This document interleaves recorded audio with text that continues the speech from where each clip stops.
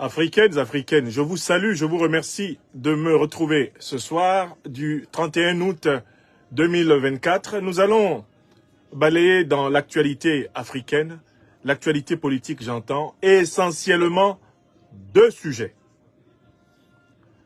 L'un porte sur le Mali qui vient de marquer un très grand point au niveau de l'ONU. Et l'autre porte sur le Sénégal de Bassirou Diomaye Diakhar Faye qui vient d'humilier l'Afrique. Et vous verrez que ce que le Mali a fait à l'ONU est en réalité une action pour délivrer le continent, alors que le dernier positionnement international de Bassirou Diomaye Diakhar Faye a pour but de faire exactement le contraire de ce que le Mali a fait, c'est-à-dire de maintenir l'Afrique sous les liens de la domination occidentale.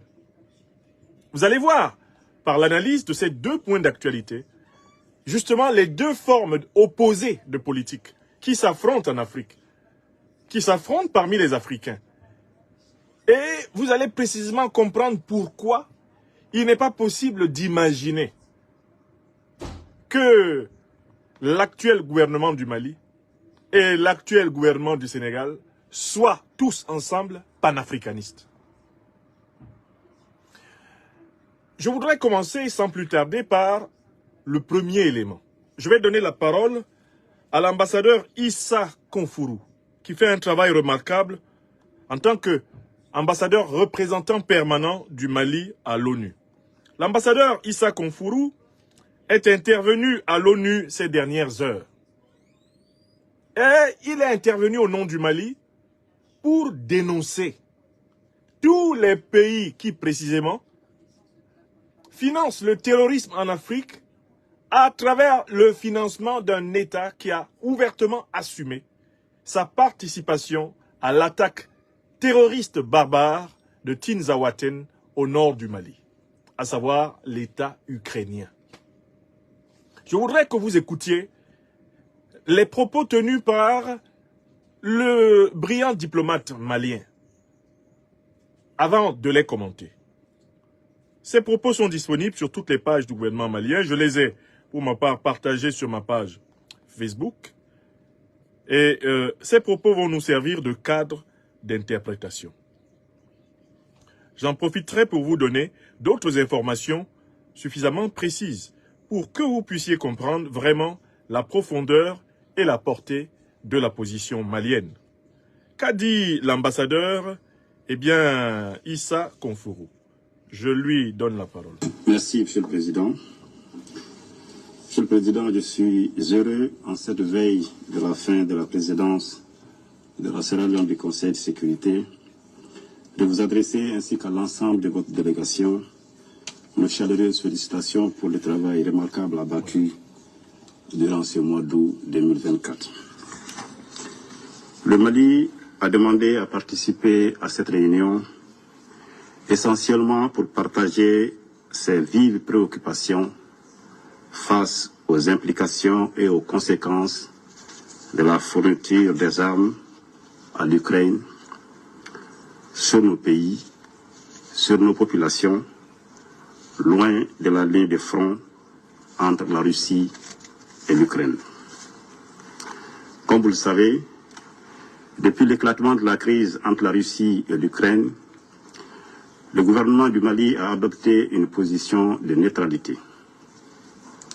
Cependant, nous sommes de plus en plus préoccupés de voir que cette crise se transporte progressivement vers des régions loin du front, comme nous avons pu le constater le mois de juillet dernier au Mali, donc au Sahel, en Afrique.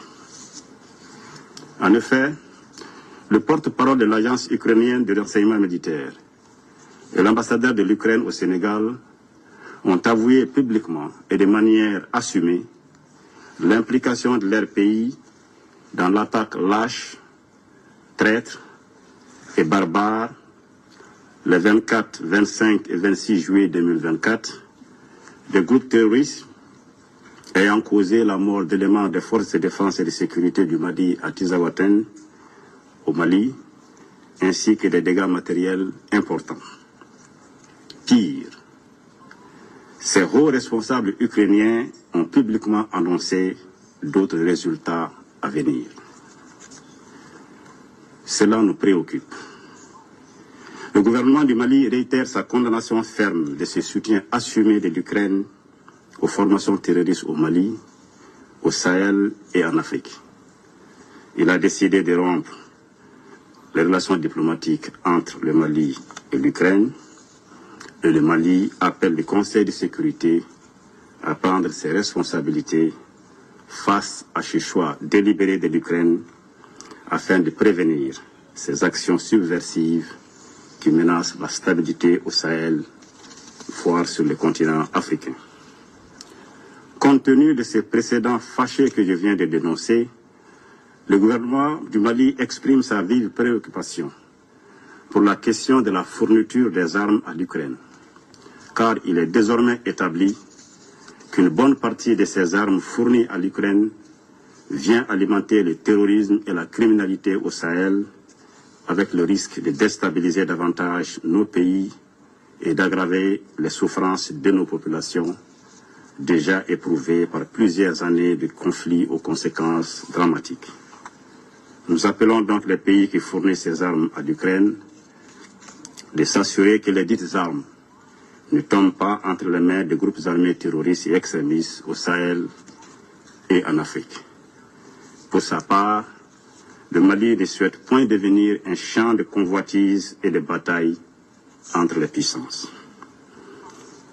Monsieur le Président, je voudrais saisir cette occasion pour répondre à l'ambassadeur d'Algérie qui, lors de la table ronde sur les 75 ans de la Convention de Genève sur les droits de la guerre, tenue le 26 août 2024 en Suisse, a cru bon de déclarer avoir, je cite, appris qu'un drone a effectué une frappe dans le nord du Mali, tuant une vingtaine de civils. Et de poursuivre, je cite, ceux qui appuient sur la manette de ce drone n'ont de compte à rendre à personne sur ces frappes. Fin de citation. En réponse, je voudrais dire avec ma grande surprise de voir une diplomate faire une affirmation aussi grave qu'infondée sur la base de simples allégations de presse. En colportant à la légère ces informations de presse non vérifiées, il se fait le relais de la propagande terroriste dans notre région. Pour ma part, je rappelle à mon collègue algérien que les forces de défense et de sécurité du Mali sont des forces professionnelles qui mènent une lutte implacable contre les groupes terroristes dans le respect strict des droits de l'homme et du droit international humanitaire. Voilà. Encore. Et du droit international humanitaire pour libérer notre territoire et pour protéger nos populations et les biens. De quoi s'agit-il en réalité? Le 25 août 2024, les forces de défense et de sécurité du Mali ont mené une reconnaissance offensive qui a repéré des véhicules de type pick-up chargés de matériel de guerre, soigneusement gardés dans une concession dans la localité de Tinzaouaten, au nord-est de Kidal. Après une surveillance minutieuse, les forces de défense et de sécurité du Mali ont effectué une série de frappes qui a permis de détruire les cibles terroristes et de neutraliser une vingtaine d'hommes armés. Comme vous pouvez le constater, chez l'ambassadeur d'Algérie, cher ami Amar, il s'agit bien des terroristes que les forces du Mali ont neutralisés le 25 août et non des civils. Je l'invite donc à adopter une attitude constructive et plus respectueuse du Mali et de son peuple, conformément du reste aux relations séculaires de bon voisinage, de fraternité, d'amitié et de coopération qui ont toujours existé entre le Mali et l'Algérie. Je vous remercie, Monsieur le Président.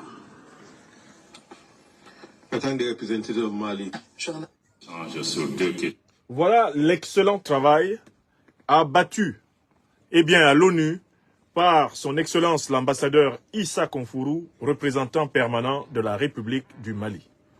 Maintenant, notre analyse de ce premier élément que je vous ai fait écouter. Cet élément, l'intervention du représentant du Mali, est construit d'une manière logique et imparable. C'est une démonstration scientifique. C'est une démonstration logico-expérimentale. De telle façon que celui qui possède les éléments mis en mouvement dans le discours de l'ambassadeur Issa Konfourou ne peut pas lui reprocher les conclusions qu'il tire à partir des prémices qu'il nous a données. Quelles sont les prémices, c'est-à-dire les éléments de départ qui constituent le raisonnement de l'ambassadeur Issa Konfourou? Premièrement, le premier élément est offert par l'Ukraine elle-même. Les responsables officiels ukrainiens, dont l'ambassadeur d'Ukraine à Dakar, ont revendiqué la participation active de l'Ukraine aux côtés des organisations terroristes à l'attaque de la ville de Tinzaouaten au Mali. Cette pièce à conviction est incontestable et d'ailleurs, il n'y a personne au monde, jusqu'à cet instant, depuis le mois de juillet, qui ait osé contester que l'Ukraine a véritablement et officiellement, publiquement revendiqué sa participation à l'agression terroriste de Tinzaouaten. Une fois que ce fait est posé, l'ambassadeur Issa Konfourou, au nom du Mali, engage la deuxième prémisse de son raisonnement. Or, on sait très bien que l'Ukraine est par ailleurs en guerre avec la Russie. Et que dans le cadre de cette guerre, l'Ukraine reçoit du soutien en armes. Ça aussi, c'est un deuxième fait. Personne ne peut contredire l'évidence du soutien financier, du soutien militaire qui est apporté à l'Ukraine par ses alliés. Et personne ne peut contester que les principaux alliés de l'Ukraine sont de l'Union européenne et de l'OTAN. Pour l'illustrer d'une manière incontestable, moi je suis allé chercher des informations que je vais vous rappeler. Je suis allé chercher sur le site Statista deux types d'informations. Quelles sont les principales aides de l'Union européenne à l'Ukraine depuis 2022? Le site Statista, qui est un site de référence, rappelle ceci. L'aide financière en 2022 était de 7 milliards d'euros de l'Union européenne à l'Ukraine. En 2023, elle est passée à 18 milliards d'euros. Entre 2024 et 2027, l'Union européenne prévoit de donner 50 milliards d'euros à l'Ukraine. Elle ajoute par ailleurs, l'Union européenne, 2,6 milliards d'euros de prêts et garanties de la Banque européenne d'investissement, de la Banque européenne de reconstruction et de développement et autres institutions internationales. Ça, ce sont les aides financières.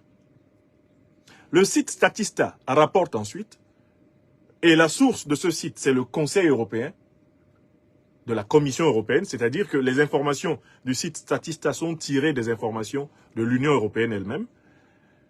L'aide humanitaire de l'Union européenne à l'Ukraine est à 840 millions d'euros en termes d'assistance aux réfugiés. 796 millions d'euros dans le cadre du mécanisme européen de protection civile et 17 milliards d'euros de fonds de la politique de cohésion pouvant être alloués à des projets d'aide aux réfugiés ukrainiens dans l'Union européenne. Pour ce qui est de l'aide militaire, à strictement parler, l'Europe a apporté 11,1 milliards d'euros en termes d'envoi d'armes et de matériel militaire à l'armée ukrainienne. Donc, l'ambassadeur Konfourou se concentre en particulier sur l'aide militaire. On peut laisser pour le moment l'aide financière et l'aide humanitaire, qui est déjà extrêmement impressionnante, mais rien que l'aide militaire. Tous les pays qui fournissent donc une aide militaire à l'Ukraine sont ceux qui lui donnent les armes avec lesquelles, entre autres, l'Ukraine est venue agresser le Mali en association avec Al-Qaïda et l'État islamique, qui, partageant les armes, eh bien, avec l'Ukraine, agissant avec l'armée ukrainienne, bénéficient tout naturellement de la même aide militaire. Autrement dit, le raisonnement de l'ambassadeur Issa Konfourou consiste à dire, puisque vous aidez militairement l'Ukraine et que l'Ukraine aide militairement les organisations terroristes, il s'ensuit de manière incontestable que l'aide militaire de l'Union européenne à l'Ukraine est une aide qui atterrit, entre autres, dans les mains des organisations terroristes avec lesquelles l'Ukraine opère au Sahel. Comme cela a été le cas, selon les aveux de l'Ukraine elle-même, eh bien, les 24, 25, 26 juillet 2024, à Tinzaouaten, au Mali. Donc là encore, je ne sais pas quel démon pourrait nier la qualité de la démonstration issa-konfourienne. C'est une démonstration impeccable. Le raisonnement transitif ici est d'une pureté incontestable. Si A est égal à B et que B est égal à C, alors A est égal à C. Ce raisonnement transitif, on l'enseigne très tôt aux enfants. Si 2 est égal à 1 plus 1, et qu'un certain X est égal lui aussi à 2, alors X est égal à 1 plus 1. Mais j'ai une deuxième source d'information que je voudrais vous donner. Je suis allé chercher les informations sur cette aide militaire. C'est le groupe Statista qui nous donne à nouveau cette information. Cette information a été rassemblée par l'Institut de Kiel en Allemagne pour l'économie mondiale. Institut de Kiel en Allemagne pour l'économie mondiale. Les pays qui ont fourni le plus d'aide à l'Ukraine. L'aide est militaire, elle est financière, elle est humanitaire. Quels sont ces pays? Premier pays, les États-Unis. Du 24 janvier 2022 au 30 juin 2024, les États-Unis ont fourni 75,1 milliards d'euros d'aide à l'Ukraine. Les institutions européennes ont fourni 39,4 milliards dans cette période-là. L'Allemagne a fourni, numéro 3, l'Allemagne, elle a fourni 14,7 milliards. Le Royaume-Uni a fourni 13,1 milliards. Le Japon a fourni 9,1 milliards. Le Canada a fourni 7,2 milliards. Le Danemark a fourni 6,8 milliards.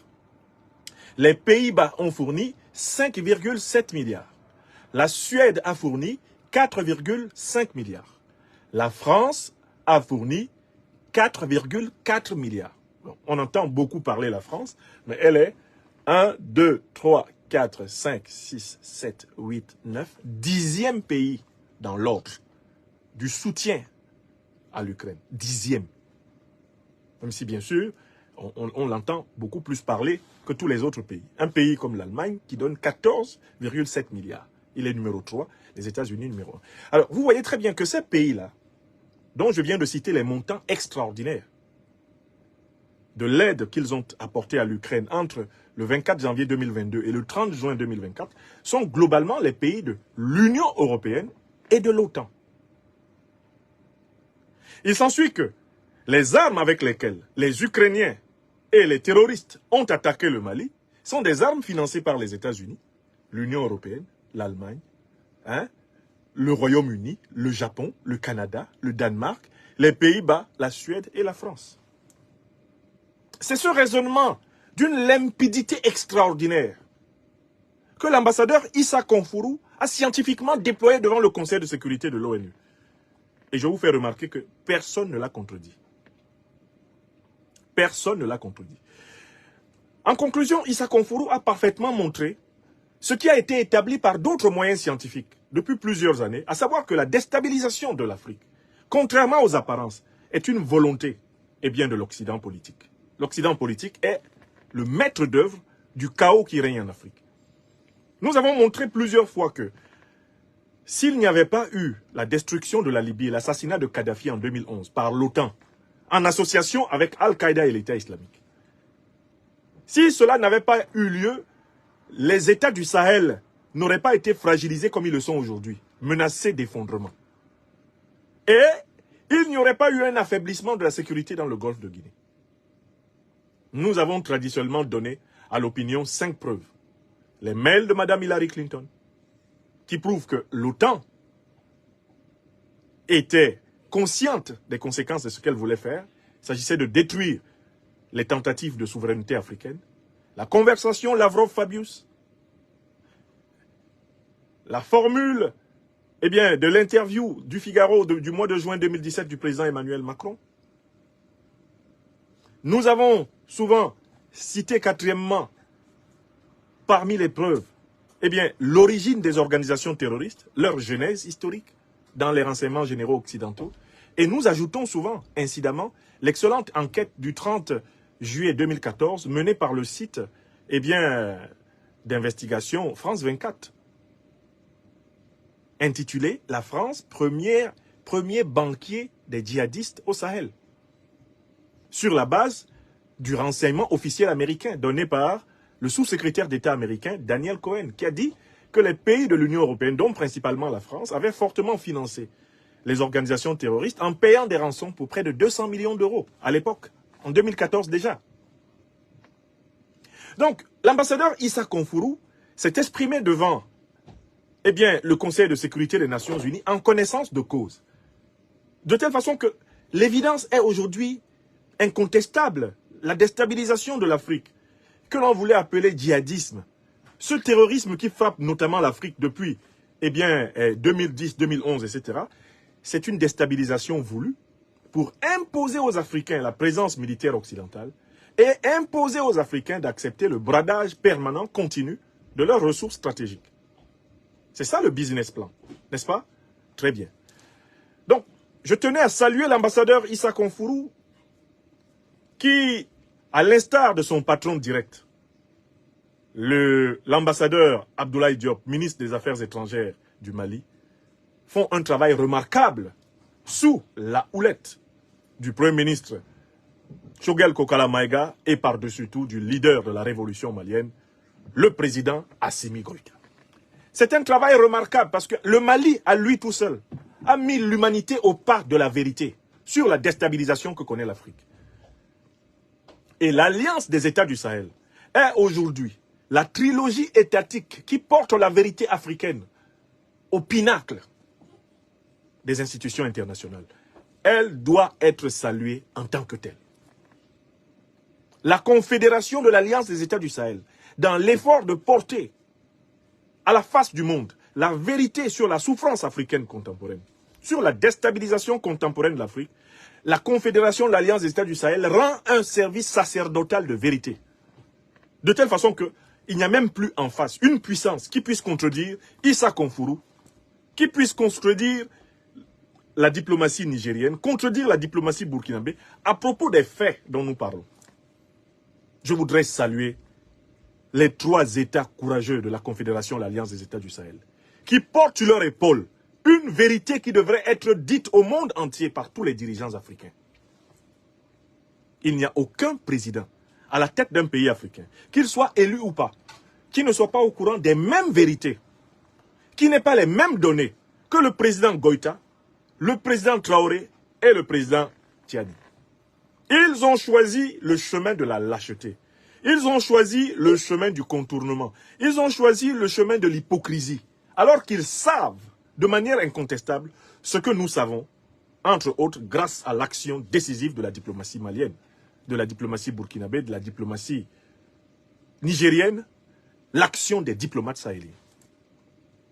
S'il vous plaît, félicitons tous les jours les leaders, les gouvernements, les diplomates du Mali, du Burkina et du Niger pour leur travail exemplaire. Ce n'est pas seulement pour leur pays qu'ils le font. C'est pour toute l'Afrique. Et tout cela contribue pour nous autres qui sommes persécutés au cœur de l'Occident. Ceci contribue à nous ragaillardir, à nous vivifier, à nous consolider, à nous affermir dans la conscience que nous faisons un bon travail. Que ce que nous faisons est juste et vrai. Et que ce que nous faisons est incontestable par toute personne douée de bon sens. Alors, au moment où le Mali fait ce travail à l'ONU, un son de cloche exactement contraire à ce que le Mali est en train de dénoncer a été lancé par Bassirou Diomaye Diakhar Faye, le nouveau président du Sénégal. Comme s'il fallait systématiquement qu'au moment où l'Afrique relève la tête, des Africains soient chargés de poignarder l'Afrique dans le dos. Écoutez le raisonnement de Bassirou Diomaye Diakhar Faye recevant des représentants européens à Dakar. J'ai pris quelques captures qui restituent les propos de Bassirou Diomaye Diakhar Faye. Il dit ceci. Selon la version que Jeune Afrique nous a rendue, Bassirou Diomaye Faye appelle l'Europe à s'engager davantage contre le terrorisme au Sahel. Il appelle l'Europe à s'engager davantage contre le terrorisme au Sahel. Lors d'une rencontre avec le Premier ministre espagnol Pedro Sanchez à Dakar, le président sénégalais a plaidé pour une mobilisation globale de la communauté internationale et surtout de l'Europe face au terrorisme au Sahel. Prenons déjà cette formulation. Mais le terrorisme au Sahel, qui a détruit le Sahel? Qui a détruit le Sahel? Je pose la question, vous êtes maintenant près de 5 à 6 000 personnes en direct. Oui, plus de 6 000 en direct. Qui a détruit le Sahel? Écrivez. Parce qu'avec l'élément précédent de l'ambassadeur Issa Konfourou, on a bien vu qui détruit le Sahel. Je vous ai donné beaucoup de conférences ici pour rappeler les étapes de la déstabilisation que le continent africain connaît. On sait qui détruit le Sahel. Pour savoir qui détruit le Sahel, il n'y a qu'une seule question à se poser. Qui a attaqué la Libye en 2011 en association avec les deux grandes organisations terroristes? Une fois que vous avez la réponse à cette question, vous savez qui détruit le Sahel, qui déstabilise le Sahel. Or, on sait très bien que ce sont les puissances de l'OTAN qui ont attaqué la Libye et qui ont détruit la Libye et qui ont déstabilisé le Sahel. Le président Emmanuel Macron lui-même l'a reconnu dans son interview au Figaro. En juin 2017, il a dit « Nous avons eu tort », il parlait des Français, de faire la guerre à la Libye car il en a résulté partout des États sahéliens faillis et des groupes terroristes qui prospèrent. Par ces mots, le président Emmanuel Macron a clairement reconnu la responsabilité de l'OTAN dans la déstabilisation de l'Afrique. Or, Bassirou Diomaye Faye appelle l'Europe. Or, l'Europe, c'est essentiellement l'OTAN. Il appelle la communauté internationale. C'est quoi la communauté internationale? Mais c'est l'Europe plus les États-Unis et leurs satellites mondiaux, comme le Japon, comme le Canada, etc. Il les appelle à faire quoi? À se mobiliser pour venir combattre le terrorisme. C'est-à-dire que, en fait, il sait très bien que ce sont eux les pyromanes du Sahel, les pyromanes africains. Ce sont ces puissances-là. Et Bassirou Diomaye Faye leur demande de venir combattre leur propre plan. Et là, souvenez-vous de la conversation Lavrov-Fabius, que je vous ai souvent rapportée. Lorsque, en 2013, Laurent Fabius, au nom de la France, demande à la Russie de ne pas s'opposer à l'intervention militaire française au Mali pour stopper ce qu'on appelle faussement à l'époque les djihadistes. Au nom de la Russie, Sergueï Lavrov répond ceci à Laurent Fabius et il l'a rapporté. J'ai dit à Laurent Fabius, mon cher Laurent, vous vous préparez maintenant à combattre au Mali les terroristes que vous avez armés en Libye. La réponse de Laurent Fabius à cette remarque de Sergueï Lavrov fut « c'est la vie ». Alors, Bassirou Diomaye Diakhar Faye, qui est maintenant président du Sénégal, ne peut pas prétendre ne pas savoir que c'est l'OTAN qui a détruit la Libye, que c'est l'OTAN qui a créé Al-Qaïda et l'État islamique. Il ne peut pas prétendre ne pas savoir qu'on ne peut pas demander à celui qui a mis le feu de venir l'éteindre. On ne peut pas demander au pompier d'être le pyromane ou au pyromane d'être le pompier. Au moment où les pays de l'Alliance des États du Sahel, qui ont justement compris qu'à l'origine, c'est l'OTAN qui a détruit la Libye, qui a assassiné Kadhafi, et qui a armé Al-Qaïda pour attaquer le Sahel, au moment où les pays de l'Alliance des États du Sahel, qui l'ont compris, demandent aux troupes de l'OTAN de rentrer en Europe et en Amérique, Bassirou Diomaye Faye leur fait un appel opposé. Est-ce que vous vous rendez compte? Bassirou leur dit, venez. Le Mali leur a dit, partez. Rentrez en Europe. Rentrez en Amérique. Quittez le sol africain. D'accord? C'est ce que le Mali, c'est ce qu'Assimi Goïta a dit aux troupes de l'OTAN. C'est ce que Ibrahim Traoré a dit aux troupes de l'OTAN. Quittez le sol africain, allez chez vous. Allez sécuriser l'Europe et l'Amérique. Vous avez suffisamment de problèmes là-bas. C'est exactement ce message qui a été tenu par Abdourahmane Tiani au Niger à l'adresse des troupes européennes, des troupes américaines, des troupes de l'OTAN. Allez en Europe, allez aux États-Unis, restez chez vous avec vos militaires. Je vous rappelle, symboliquement, que c'est cette semaine même que les derniers soldats allemands quittent le sol nigérien. Au moment où ces symboles forts, n'est-ce pas, de la libération militaire du sol africain sont en train de se réaliser, Bassirou fait l'appel opposé. Venez, venez, venez, venez. Au motif de venir combattre le terrorisme, qu'ils ont pourtant installé, Bassirou leur demande de recoloniser militairement le continent. C'est-à-dire que, et cela vous explique le positionnement de toutes les troupes qui ont été chassées du Mali, du Burkina, du Niger. J'espère que vous avez observé que toutes ces troupes se sont placées désormais en cercle autour de l'AES. J'espère que vous avez bien observé. L'armée américaine, quand elle quitte le Niger, elle redistribue ses troupes autour de l'Alliance des États du Sahel. Elle obtient une nouvelle base militaire en Côte d'Ivoire. Elle maintient ses bases militaires au Sénégal. Elle maintient ses bases militaires, ses bases militaires dans le sud de l'Algérie, en Tunisie, en Mauritanie. Elle maintient ses bases militaires au Ghana. Elle en cherche, elle en construit au Bénin. Elle a des positions au Togo. Elle continue avec des bases militaires. Ses bases militaires au nord du Cameroun, au Nigeria, au Tchad. Ils ne veulent pas partir. Et Bassirou leur demande de rester. Sénégalaises, Sénégalais, vous, les partisans de Bassirou Diomaye Diakhar Faye, venez nous expliquer pourquoi Bassirou Diomaye Faye demande à l'Europe, demande donc par conséquent à l'Union européenne, demande à l'OTAN, ce qu'il appelle la communauté internationale. Pourquoi leur demande-t-il de venir ici, en Afrique, au moment où les Africains, dans leur écrasante majorité, demandent aux troupes étrangères occidentales de quitter leur sol? Je voudrais que Pastef vienne nous expliquer ça. Il y a un parti au pouvoir au Sénégal qui vienne nous expliquer l'appel de Bassirou Diomaye Faye. Ces prétendus panafricanistes de Dakar. Qu'ils viennent nous expliquer à quoi correspond cet appel. Est-ce là la rupture dont nous parlait Bassirou Diomaye Diakhar Faye avant d'entrer au palais présidentiel du Sénégal? J'ai une phrase de lui qui est rapportée cette fois-ci par le site MaliWeb. Il dit « La situation au Sahel face au terrorisme nécessite une mobilisation globale de la communauté internationale et surtout de l'Europe. » Est-ce que le Sahel est une région européenne? Aux côtés des pays concernés, car il est connu que les continents africains et européens ont un destin séculaire lié. Fin de citation. Mais pourquoi il dit ça? Quand il y a des conflits en Europe, est-ce que les armées africaines entrent en Europe?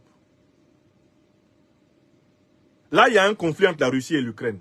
Combien de pays africains ont leur armée dans le conflit russo-ukrainien? Quand il y a eu des conflits ici, est-ce que les États africains ont déjà envoyé une armée?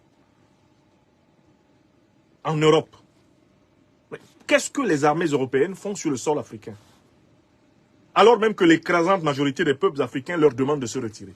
Bassirou Diomaye Diakhar Faye, à partir du moment où il sait que c'est l'OTAN qui a détruit la Libye, qui a déstabilisé le Sahel, qui a créé Al-Qaïda et l'État islamique, pourquoi leur demande-t-il de se réinstaller? Pourquoi leur demande-t-il de revenir? Pourquoi leur demande-t-il de renforcer leur emprise illégale, illégitime et criminelle sur le sol africain? Pourquoi? De quel droit demande-t-il cela? Alors, je conclus ce point. Je ne voulais pas aller en long et en large ce soir. Je voudrais que vous voyez très bien que, au moment où le Mali, le Burkina, le Niger, l'AES accélère la cadence de la souveraineté, voilà les serviteurs de la vassalité. Voilà les serviteurs du néocolonialisme. Voilà les serviteurs de l'impérialisme occidental qui, maintenant, de façon décomplexée, assument leur vassalité. Voyez ce qu'a dit l'ambassadeur Issa Konfourou pour le compte du Mali et comparez cela à ce que dit Bassirou Diomaye Diakhar Faye pour le compte du Sénégal à propos de l'Afrique. Et vous comprendrez justement que l'Afrique est aujourd'hui le terrain de confrontation entre les panafricanistes et les néocolonisés. La ligne est là. La CEDEAO est une organisation de néocolonisés qui affronte une organisation authentiquement panafricaniste, l'Alliance des États du Sahel. Et les Africains doivent choisir. Ils doivent choisir entre demander à ceux qui ont tué Kadhafi, qui ont détruit la Libye, qui ont créé Al-Qaïda et l'État islamique, qui continuent à les armer. À l'instar de l'Ukraine, ils doivent choisir de les soutenir ou de soutenir ceux qui veulent protéger le peuple africain contre ceux qui s'organisent pour tuer les Africains en Afrique en permanence afin d'avoir la main mise sur les richesses africaines. Chaque Africaine, chaque Africain doit choisir en ses âmes et conscience. Ce choix-là, on a un peu trop facilement tendance à penser qu'il doit seulement se faire au niveau de nos dirigeants. Il doit se faire en chacun d'entre nous.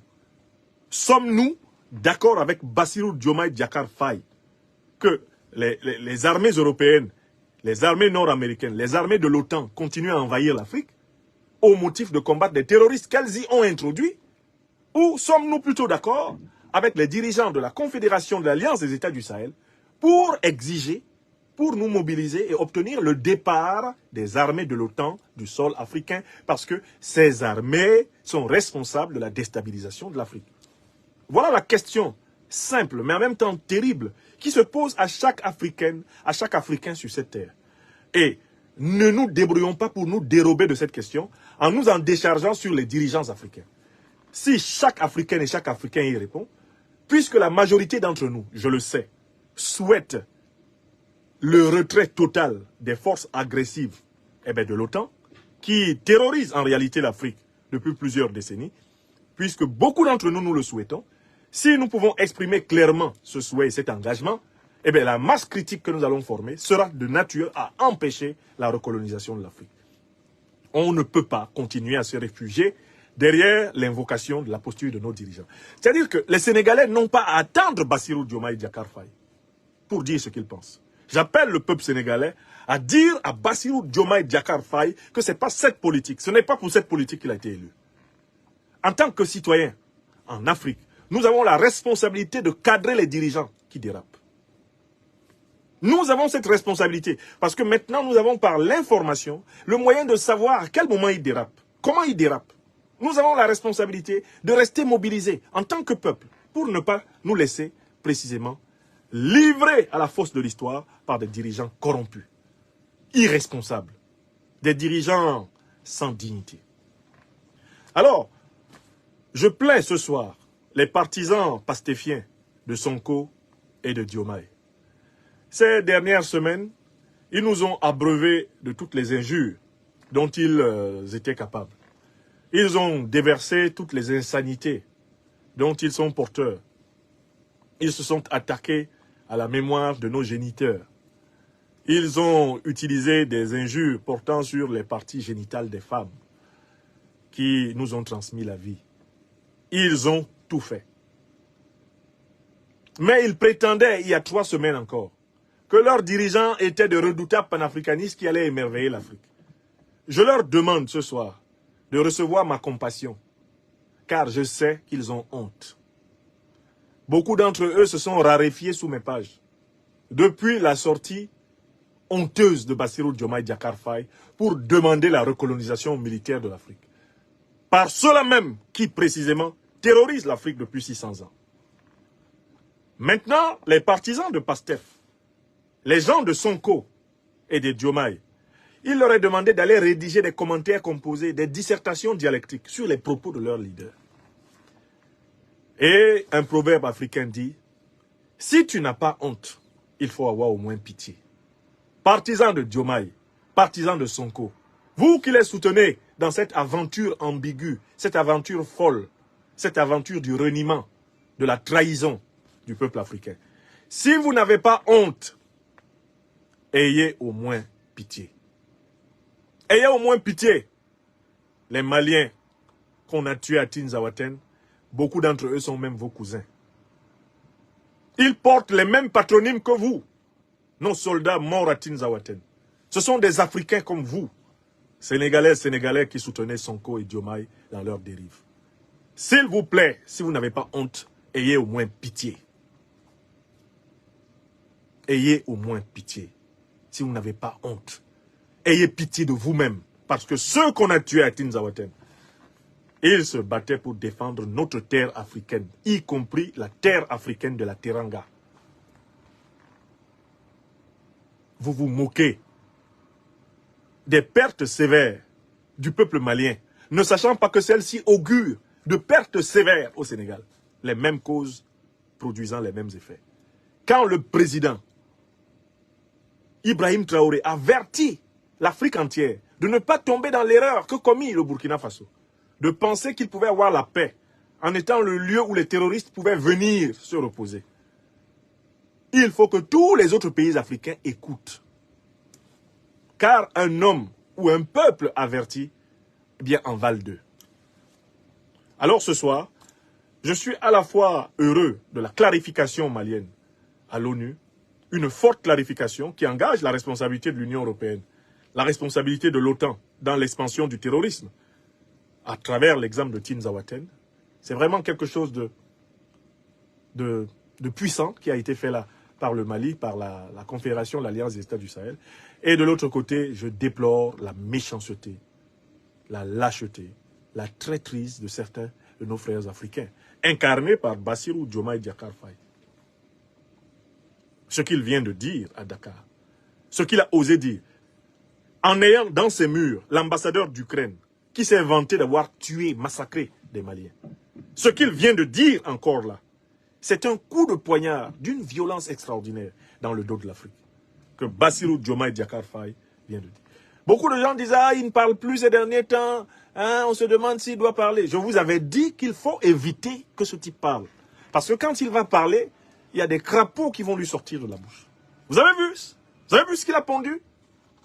Vous, à Dakar, vous êtes fiers d'avoir un président qui dit ça? Après tout ce que vous savez, avec tous les éléments d'information que vous avez sur les origines de la déstabilisation contemporaine de l'Afrique, vous êtes fiers d'un président qui appelle les troupes déstabilisatrices à s'installer davantage? Je ne peux combattre le terrorisme en Afrique qu'avec des puissances qui n'ont jamais financé le terrorisme en Afrique. En tant qu'Africain, c'est une règle logique, morale et spirituelle. Je ne peux pas combattre le terrorisme avec quelqu'un qui a fait venir le terrorisme. Ça n'a aucun sens. Aucun pays africain digne de ce nom ne peut se permettre de combattre le terrorisme en s'appuyant sur les puissances qui arment les terroristes. Bassirou Diomaye Diakhar Faye ne peut pas démontrer aux Sénégalais lambda le contraire. S'il sort dans les rues de Dakar et qu'il croise n'importe lequel de nos frères, de nos sœurs sénégalais, Bassirou Diomaye Faye ne peut pas leur démontrer que l'OTAN, qui détruit le continent africain pour en contrôler les richesses, notamment depuis 2011, que l'OTAN est là pour nous aider à affronter les organisations qu'elle a créées pour nous déstabiliser. Pourquoi Bassirou Diomaye Diakhar Faye persiste-t-il à poignarder l'Afrique dans le dos? Voilà un président qui n'a même pas 4-5 mois au pouvoir. Regardez ce qu'il fait. Regardez son âge. Regardez le jeune âge de cet homme. Au moment où il faut au contraire appeler à l'entraide africaine, à l'intégration militaire africaine pour combattre les terroristes, comme le font les pays de l'AES. Alors même que Sonko avait promis que dès qu'ils arriveraient au pouvoir à Dakar, l'armée sénégalaise viendrait aux côtés de l'armée malienne pour combattre les terroristes. Voici Sonko et Bassirou en train d'appeler les armées de l'OTAN, alors qu'ils ont, soi-disant, une armée sénégalaise.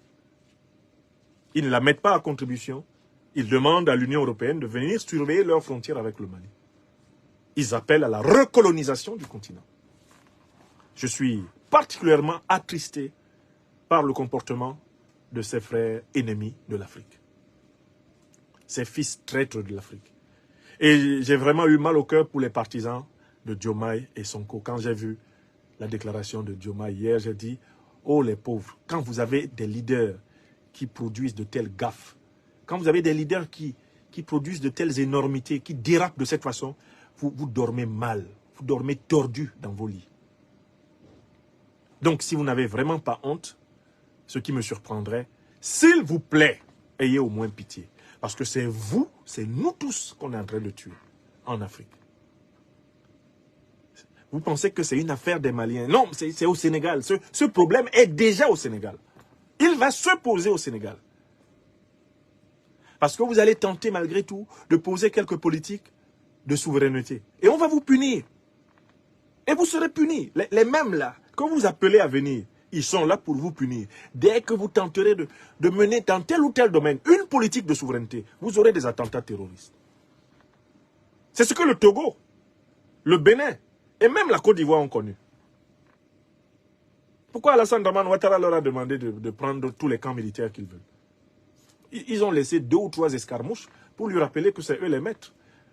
Vous voyez Talon, pourquoi Talon est soumis? Mais il donne le nord du Bénin aux troupes de l'OTAN, mais l'OTAN laisse entrer quelques terroristes pour tuer quelques soldats béninois. Histoire de dire à Talon, on te tient. Tu nous connais, non? Regardez la situation du Togo avec Faure Gnassingbé. C'est la même chose. Faure Gnassingbé veut garder de très bonnes relations avec l'AES, en même temps garder de bonnes relations avec l'OTAN, avec la CEDEAO. Ça a donné quoi? Le nord du Togo a feu et à sang. Mais pourquoi le nord du Togo a feu et à sang? Pour dire à Faure Gnassingbé, attention à toi, ne t'amuse pas avec nous. Nous, tu te soumets.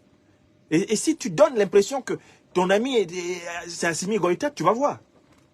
Les attaques terroristes au Togo sont des punitions infligées à Faure Gnassingbé parce qu'il fait ami-ami avec les dirigeants de l'AES et que ça ne plaît pas aux maîtres outaniens.